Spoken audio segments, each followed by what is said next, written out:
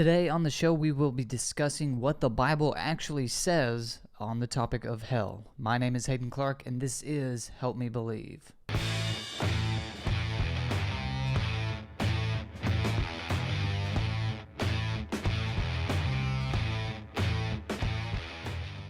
Before jumping into today's episode, I want to say thank you to our patron supporters. If you want to become a patron supporter and show your support for Help Me Believe, and if you want to get behind a mission of spreading and defending the truth of Christianity, just follow the link in the description below and go to our Patreon website and become a supporter.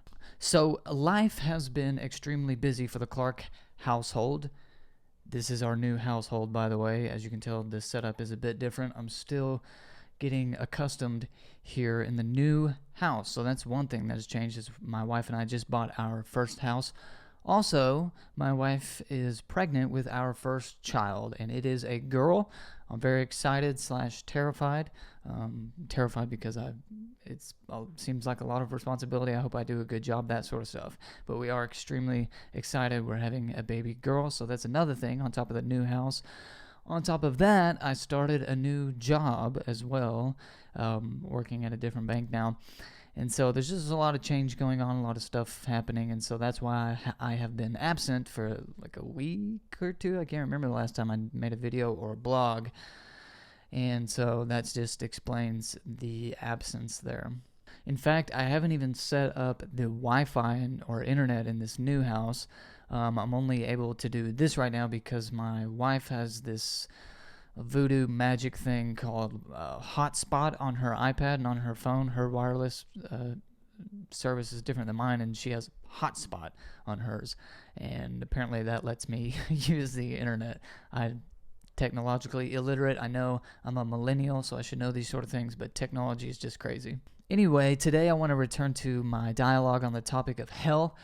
So I did a previous post on this before, and it was, pretty well received by the audience, and I think I did a video on it. I for sure did a blog on it. But anyway, I've been studying the topic of hell. This is something I've been, pun intended, rethinking, and that's the title of a book I've been reading called Rethinking Hell, Readings in Evangelical Conditionalism. If you remember, I had Chris Date on the podcast not too long ago to discuss this very topic. I've also been reading what has been recommended to me as the best defense of the traditional view of hell, that is the eternal conscious torment view of hell. Now, to catch you up, if you missed the episode with Chris Date or the blog or any of my other writings on this subject, the traditional view of hell is that non-believers, the wicked, evildoers, will suffer eternal conscious torment. So just, they'll, like you see the picture of someone burning in hell forever. That's going to be the punishment for the wicked or the non-believers. Now, the conditionalist view is that it stands for conditional immortality. Not everybody's going to live forever. Only those who put their faith in Jesus are going to live forever. Non-believers or the wicked, evildoers will be annihilated. They'll cease to exist. God's final judgment upon them will be, final. They will cease to exist. God will annihilate them for their wicked doing. So I wanted to share some insights in my study here, and so I've been reading this book, Rethinking Hell, Readings in Evangelical Conditionalism, and you can get that book on Amazon by following the link in the description below. So I've only read the first few chapters, but I can already tell that it's going to be a really good book, and I definitely recommend it to you, if for no other reason. Just so you can understand a different perspective, and understand that this different perspective is not just held by liberals who don't take the Bible seriously, etc., etc. This view is held by evangelicals who take the Bible seriously, who hold the Bible up here, who take God's word higher than man's word, etc., etc. It's held by conservative evangelicals as well, and you can see why as they make their case straight from the Bible. These are people who believe whatever God's word says, that's what I'm going to believe. It's just that when they turn to the scriptures, they do not see the traditional understanding of hell. They see what is now being called the conditionalist view of hell, or the annihilationist view of hell. Now, chapter 2 of this book is written by Edward Fudge. It's actually an article that he wrote in 1984. Edward Fudge is a minister, theologian. Again, he wrote this article in 1984. and it was published in the Journal of the Evangelical Theological Society. The title of it was called "The Final End of the Wicked," and that's the question.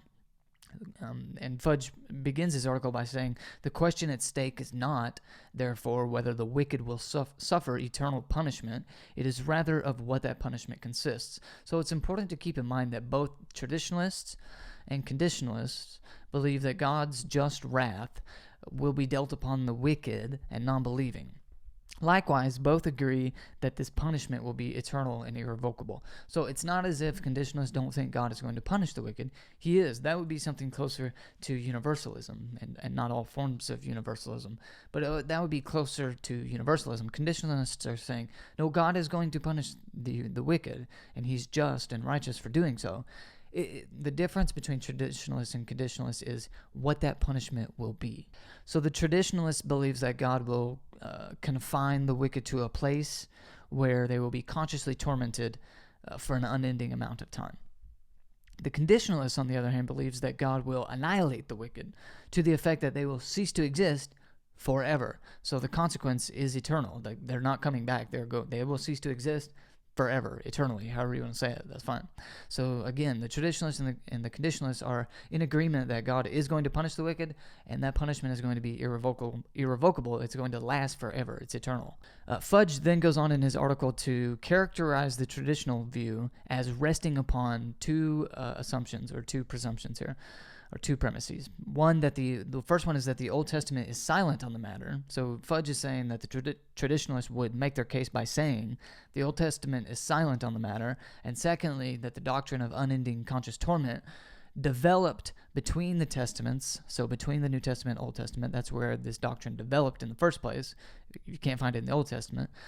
And that it became the common view by the time of the writing of the New Testament. So they're trying to say, yeah, it's not found in the Old Testament explicitly, but it developed over time, and by the time of the writing of the New Testament, so by the time Paul and the gospel writers and Peter or whoever else wrote in the New Testament, by the time they wrote their letters and gospels, the major view amongst the Jews was eternal conscious torment.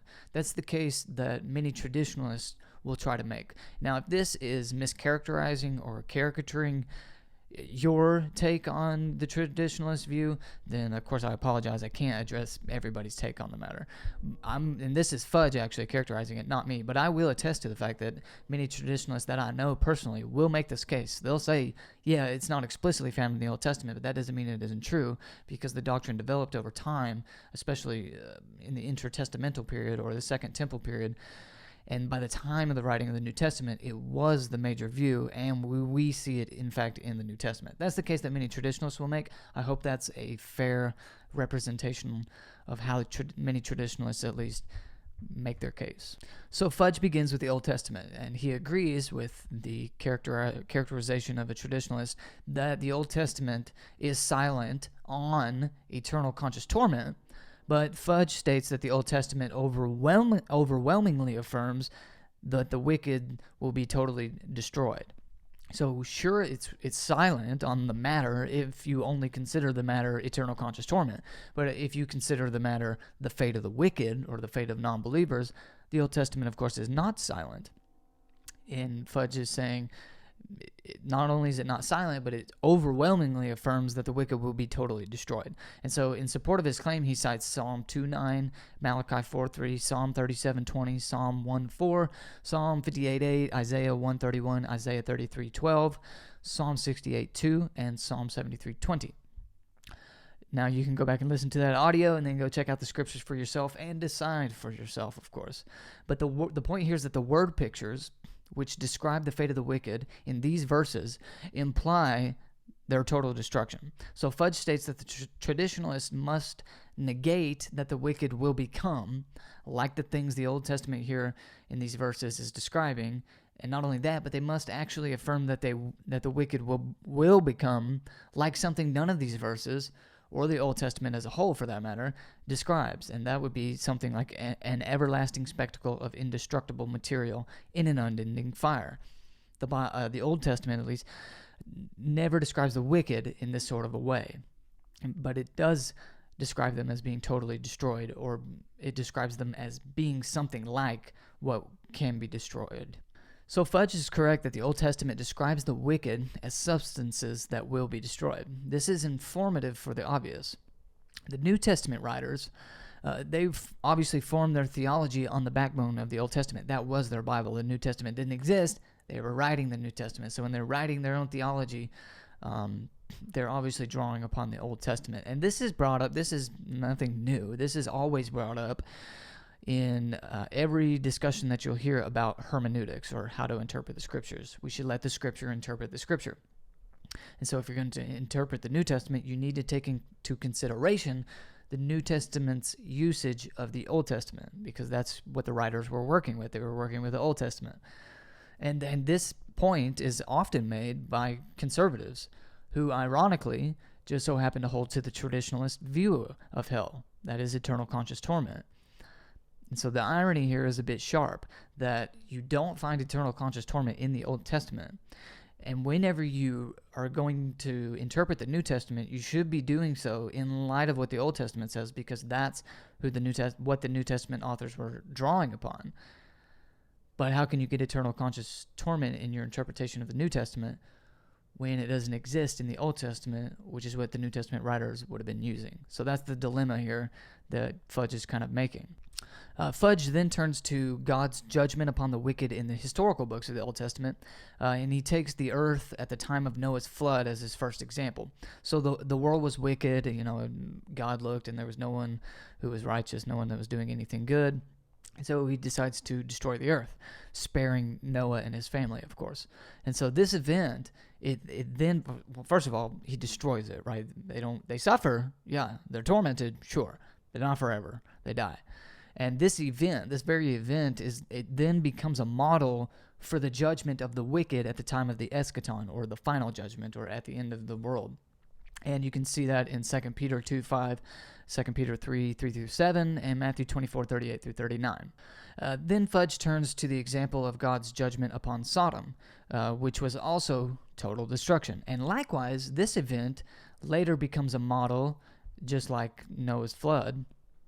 It becomes a model for God's judgment upon the wicked at the time of the eschaton. Again, you can see this in Genesis 19:24-29, Deuteronomy 29:23, Isaiah 1:9, Isaiah 13:19-22, Jeremiah 49:18, Jeremiah 50:40, Lamentations 4:6, Amos 4:11, Zephaniah 2:9, Luke 17:28-33, 2 Peter 2:6, and Jude 7:23. Again, you're welcome to go back and look those up. So Fudge then moves on from the historical books of the Old Testament to survey what the prophets have to say about this matter, and he notes that they likewise, the prophets, describe the destruction of the wicked as total.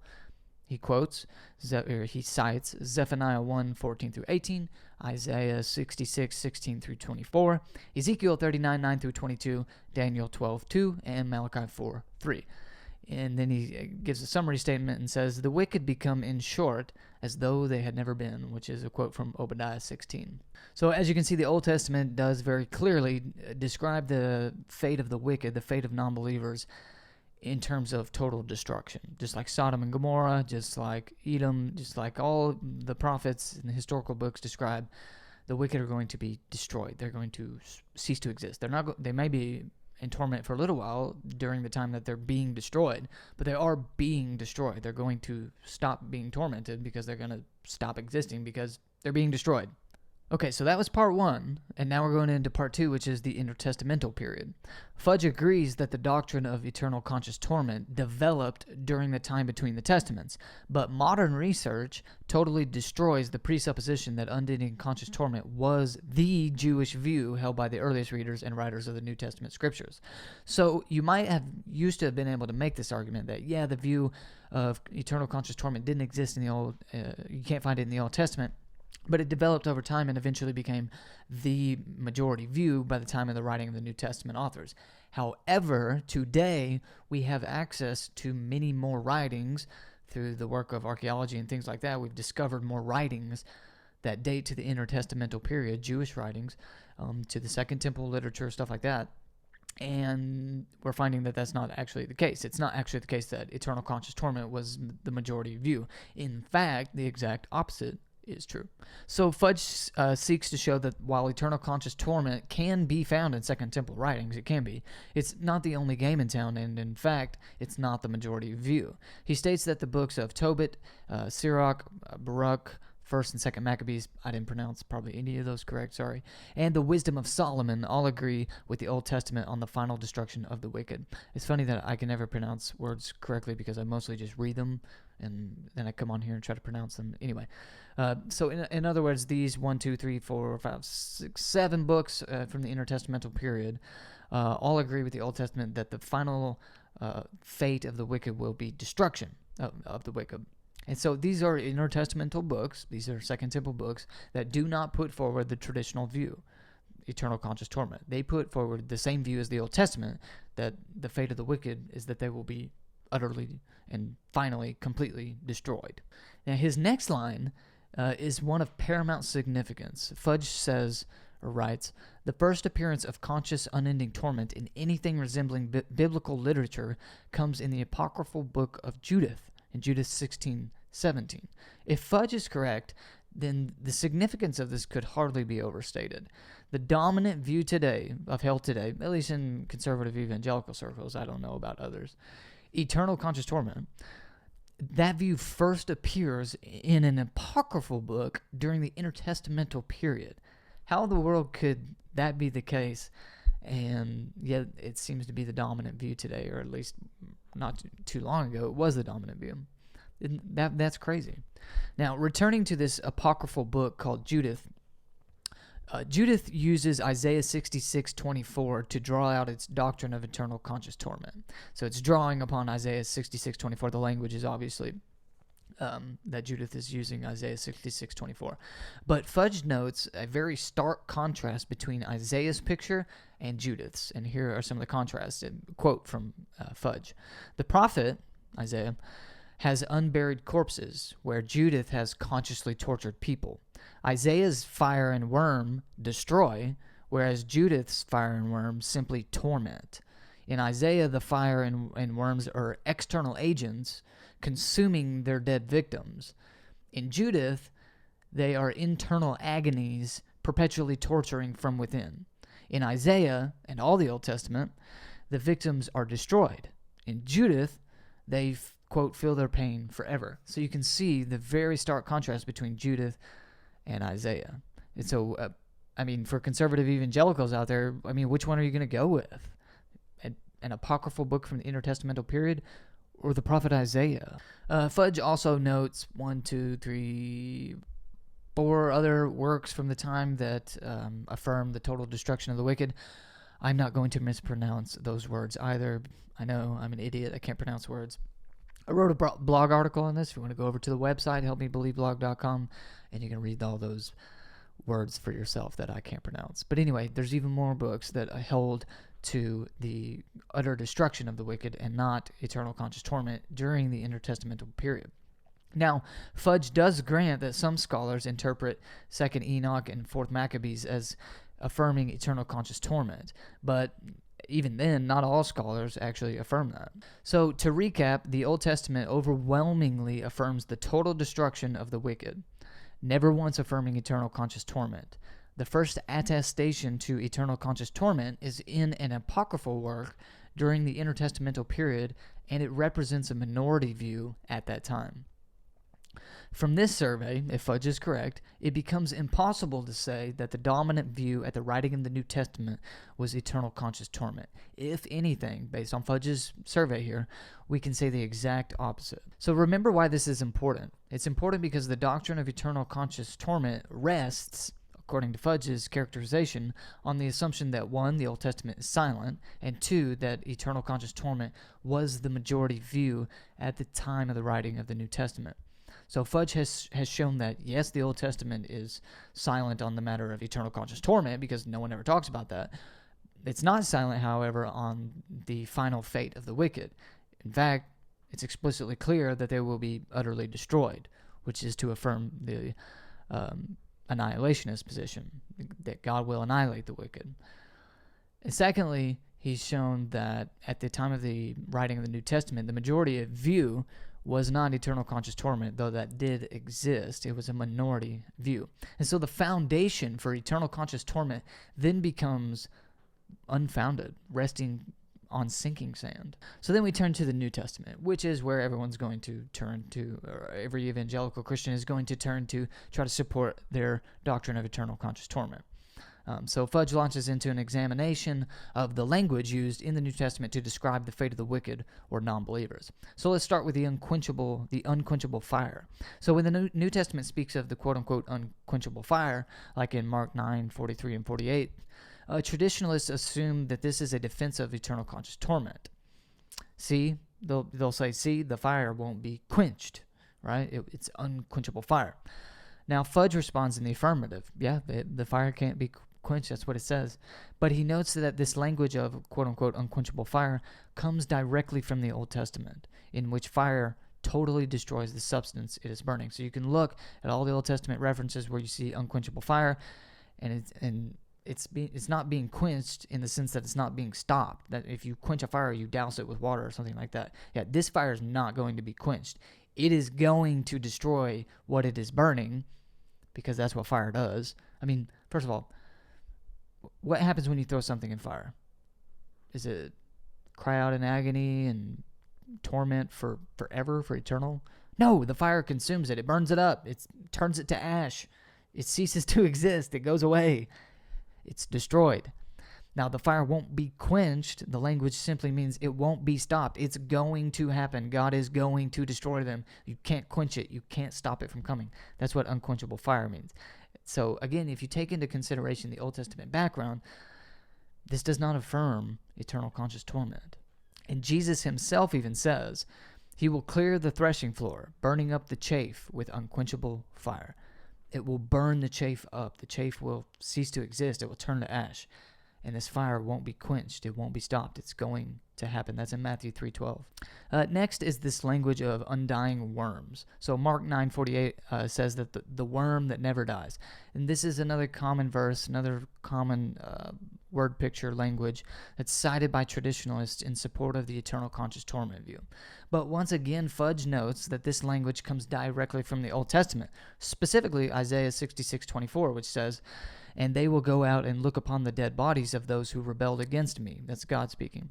"Their worm will not die, nor will their fire be quenched." You actually have both there. "And they will be loathsome to all mankind." So note that the wicked in Isaiah 66 are dead bodies. That's what the worms are eating. Are they being consciously tormented? No. They're dead bodies. They're no longer conscious. They're dead.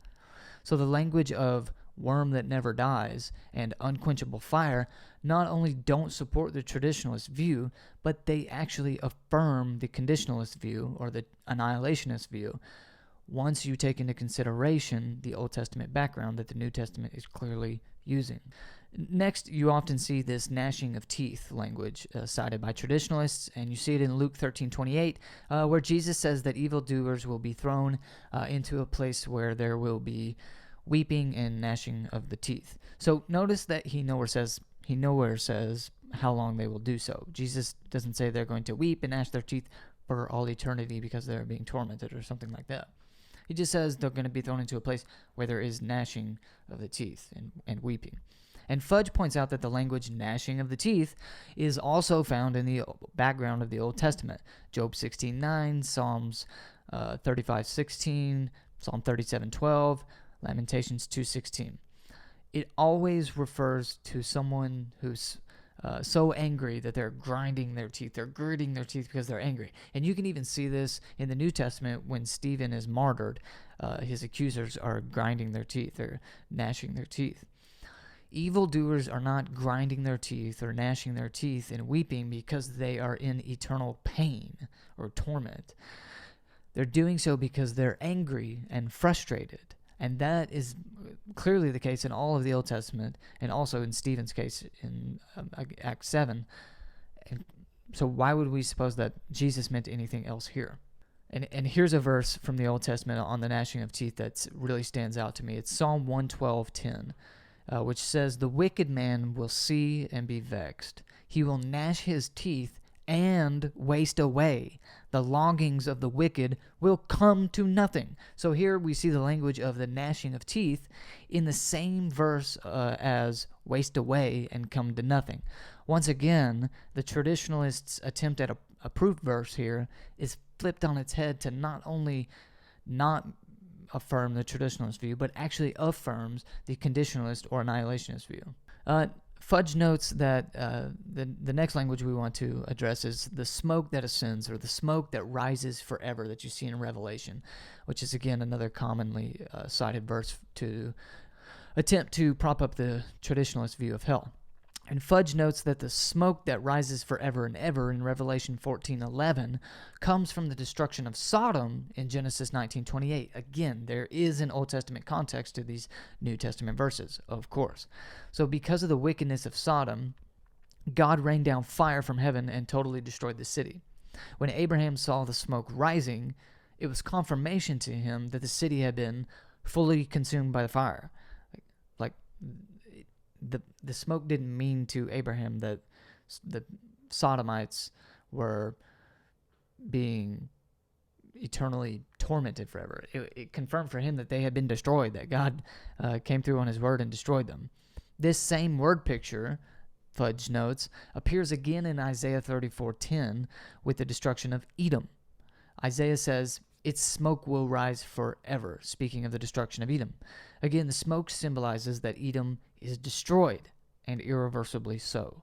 So the language of smoke rising forever and ever speaks to the irreversible destruction of whatever the fire has consumed.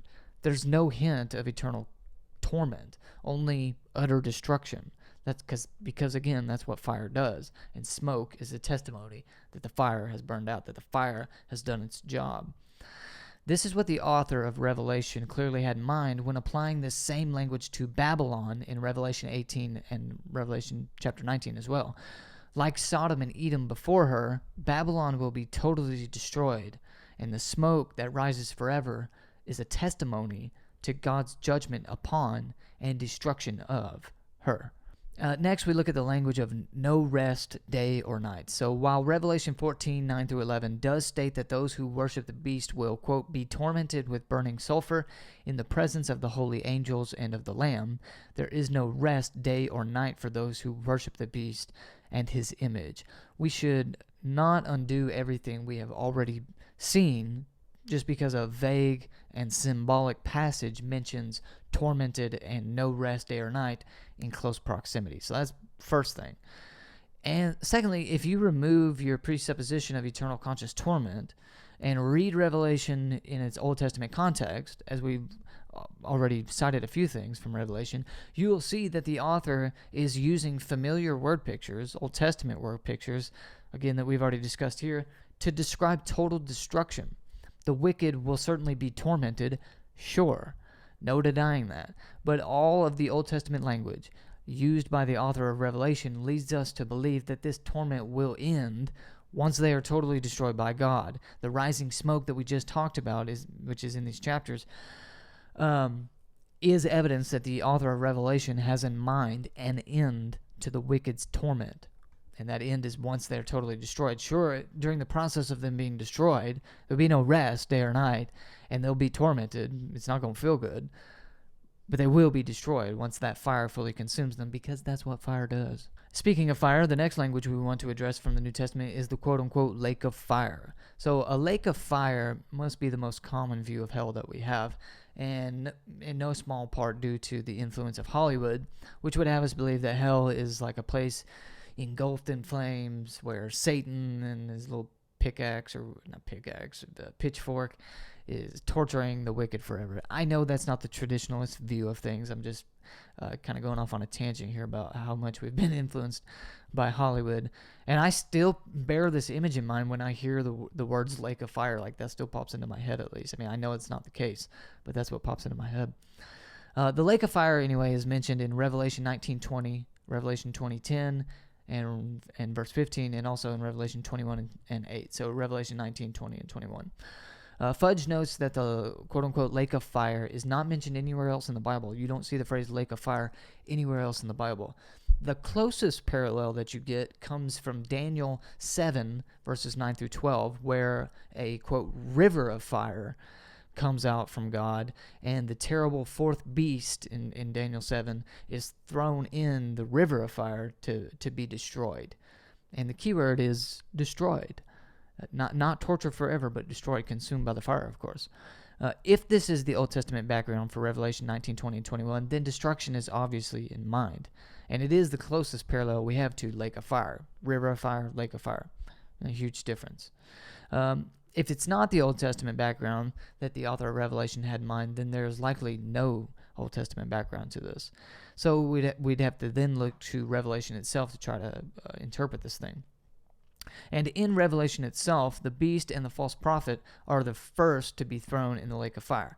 Now, depending on how you interpret the beast and the false prophet, you might be able to solve this question of eternal conscious torment in these chapters at least pretty quickly. If you interpret them as actual individuals or representing actual individuals, then you might have a case still for eternal conscious torment. If you interpret them as something abstract like governments and things like that, then obviously government, an abstract idea, is not going to be tortured forever. So it depends on how you interpret those things. You might just solve it immediately. If you interpret the beast and the prophet as abstractions, then obviously eternal conscious torment's off the table. If you interpret them as literal individuals, then you might still have a case for eternal conscious torment. And if you restrict yourself to just these chapters, which we wouldn't. We'd want to take into consideration the entirety of Scripture. But at any rate, you just keep reading. In verse 14, quote-unquote, death and Hades are thrown into the lake as well after the beast and the prophet. In Isaiah 25, 7 through 8, and Paul, 1 Corinthians 15, 26, both Isaiah and Paul agree that death will be destroyed once and for all. So they agree with Revelation. There is actually a Old Testament and New Testament background to that. Fudge makes this remark. Death and Hades, which are thrown into the lake of fire, are certainly abstractions, right? There's no person called death. There's no person called Hades. These are abstractions and representations, symbolic, however you want to say that. They are abstractions, not persons, and the lake of fire here means their annihilation. Death will be no more, forever. So obviously, death and Hades are not going to suffer eternal conscious torment in a lake of fire. Death isn't conscious, it's an abstraction. Hades isn't conscious, it's either a place or, an abstraction of some sort. They're not going to suffer eternal conscious torment. They're going to be destroyed. So, if you then turn in verse 15, where the wicked are thrown into the lake of fire, or evildoers are thrown into the lake of fire, are they not? Shouldn't we just interpret that as they're going to be destroyed, just like death and Hades? Why would we suddenly interpret it as them being eternally conscious tormented, when obviously death and Hades aren't going to be eternally consciously tormented?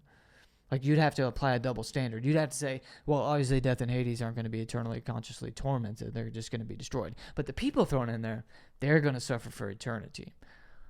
You can't have your cake and eat it too. It's got to be one or the other. And I highly doubt you're going to say that death and Hades, mere abstractions, are going to suffer eternal conscious torment. So you have a bit of a dilemma here in Revelation 19, 20, and 21 with the lake of fire, because the lake of fire obviously symbolizes destruction and not eternal conscious torment. In fact, those who are thrown into the lake of fire in Revelation are directly contrasted with those whose names are written in the book of life. The opposite of life is obviously death, not torture, but death, which the author of Revelation makes explicitly clear whenever he says the lake of fire is the second death. He actually says that in another chapter too. So twice he says that the lake of fire is the second death. It's referring to death, because that's what happens when you throw people in fire. They burn up. That's what happens. They're not tormented forever. There's no mention of that. They're completely, utterly destroyed. Now, that wraps up the New Testament segment for Fudge, except for he specifically outlines Paul's letters, and he just makes a very brief statement, and Fudge adds that Paul's teaching on the matter is explicitly clear, that the final fate of the wicked is death and destruction. Romans 6, 21, 23, which are the verses that got me thinking on this in the first place, right? The wages of sin is death. It's not eternal conscious torment. It's death, which is explicitly agrees with Genesis 3, and Genesis 1 through 3. Right? Until people start saying weird things like, well, they didn't die immediately, so it must be a spiritual death, eternal conscious torment. That leap of logic, which isn't logical at all, I could never follow. I don't know how you go from they didn't die immediately to eternal conscious torment. Absolutely beyond me. Or spiritual death, whatever that even means. It's just very strange to my ears. I'm not trying to be disrespectful. And it is a leap in logic I cannot make. Like, my brain won't allow me to do that. So, anyway, got off on a tangent there. Paul's teaching on the matter is clear that he thinks the fate of the wicked is death and destruction. Romans 6:21 and 23, Romans 2:12, Galatians 6:8, 1 Corinthians 3:17, 2 Thessalonians 1:9, and Philippians 1:28, and also Philippians 3:19. Again, go read those for yourself. So, in conclusion, based on Fudge's thorough survey of the biblical and even intertestamental literature, one can easily see that the biblical evidence in favor of eternal conscious torment is severely lacking, to say the least, if it's there at all. There are but a few word pictures, symbols, that one can point to in the New Testament in an attempt to hang on to such a doctrine. But as Fudge has shown, those very word pictures and symbols actually work in the opposite direction. They not only don't affirm eternal conscious torment, but they're specifically talking about the utter destruction of the wicked, which is exactly what the Old Testament says, which is exactly what the New Testament authors were using to inform their own theology. That was their worldview. They had an Old Testament worldview. So, the wicked will be punished by their just Creator. Yes. Their punishment will have an everlasting effect. Yes. However, they will not be tortured consciously for an unending amount of time. That's nowhere in the Bible. The wicked, sin, evil, pain, and even death will all be defeated and utterly destroyed by our righteous God, once and for all eternity to come. Thanks so much for watching. If you enjoyed the episode, be sure to hit the like button, subscribe, leave us a review, and of course, if you want to support our mission here to Help Me Believe, to strengthen believers and answer critics by making free material like this that's spread and defend the truth of Christianity, be sure to follow the Patreon link in the description below and become a supporter. My name is Haden Clark, and this is Help Me Believe.